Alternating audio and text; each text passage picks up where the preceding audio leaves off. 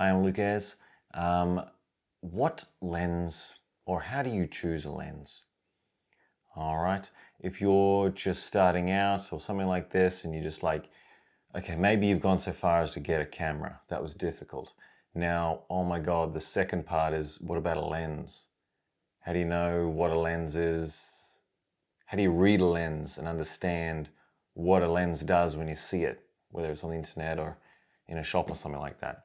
Let me just cover some of the basic things to know about lenses, so then when you're looking for one, you can sort of figure out what the heck it is.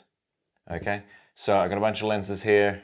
You got little ones, you got other ones, you got cool ones, and you got other ones.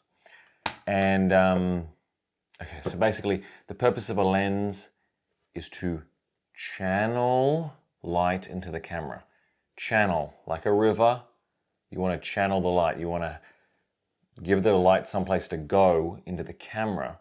And then what the lens does is it distorts and changes how that light looks so that your camera appears to see things in different ways, such as it will see a very wide view of something, or it will see a very zoomed in, close-up view of something, okay?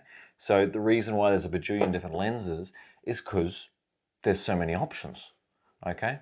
So let's just understand 2 or 3 things about each lens that they all have in common, so you know what to look for. Good. So now, first of all, every lens has a millimeter rating to it, You will see written on the physical lens a number followed by millimeter. Okay, for example, this one is 85 millimeter. This one is 50 millimeter. All right.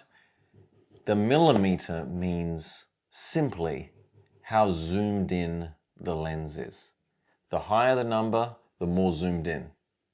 That's all you need to know about it. If it's a really low number, you know that lens is going to get a really wide amount of view in your photo. Okay, so like a wide lens would be something like, where is it? This one.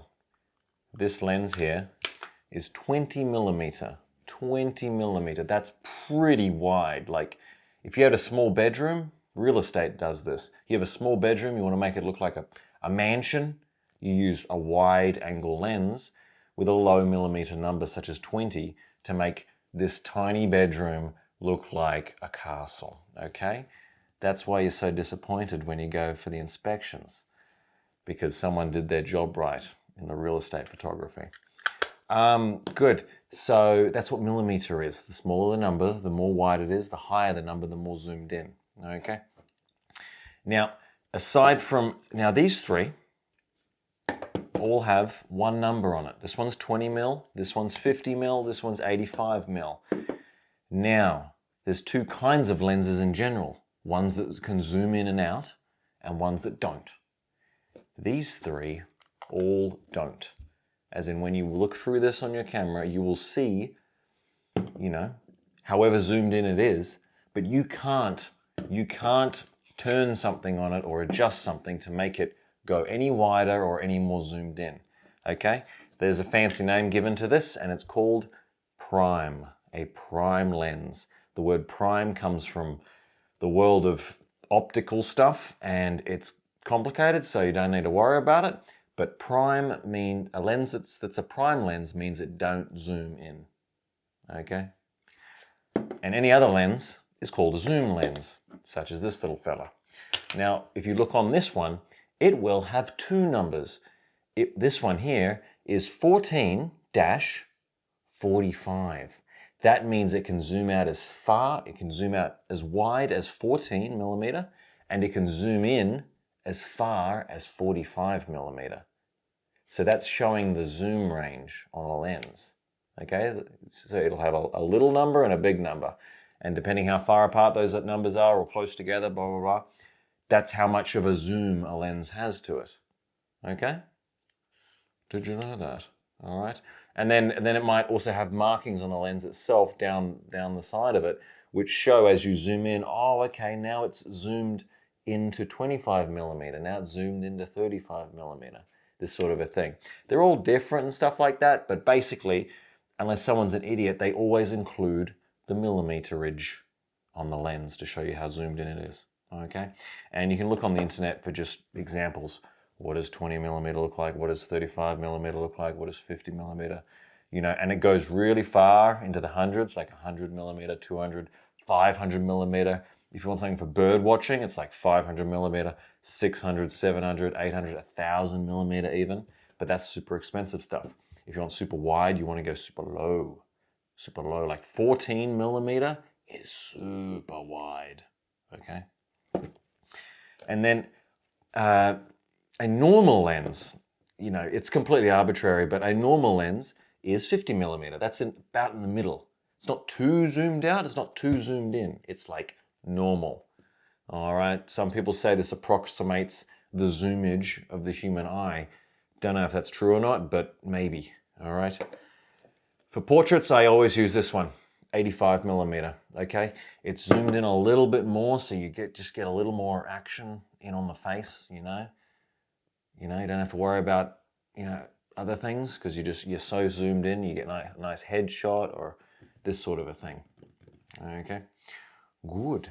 Now, second thing to know about lenses when choosing them is another number which you will see on the lens. And that number is a decimal number.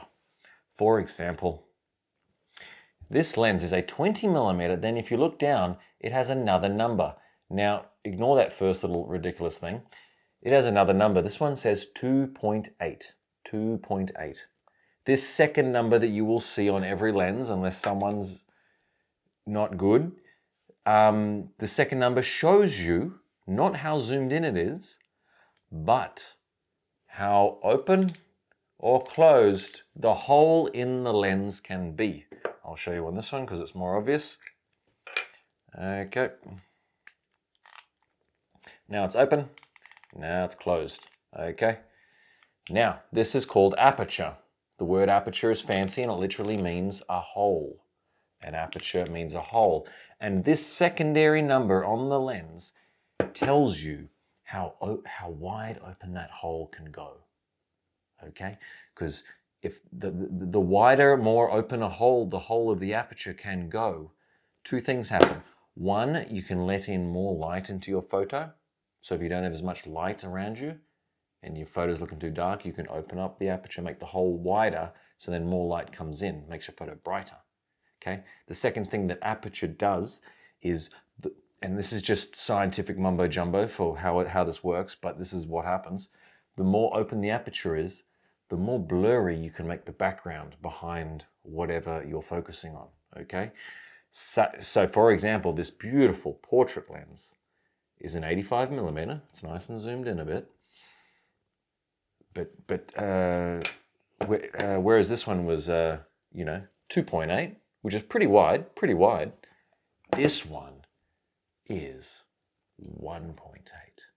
1.8. Now, the lower the number, it's opposite land, okay? It's designed to confuse you.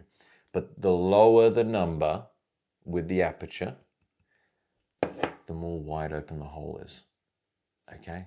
So this is 1.8, whereas this one's 2.8. So the 1.8 can open up and make a bigger hole and let in more light and blur the background more than the 2.8 of this one can, okay?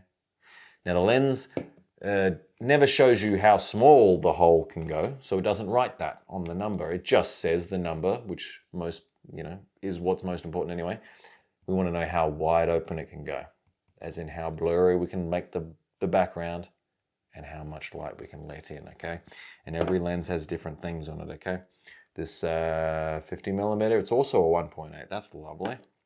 This zoom lens, look at this one. Now this is where there's cajillions of lenses, okay? And you make trade-offs. It's like, oh, why you buy this one over that one and blah, blah, blah, blah, blah. So now this one is a zoom lens, yes. And that's lovely, the lovely luxury of a zoom. But here is where it gets you.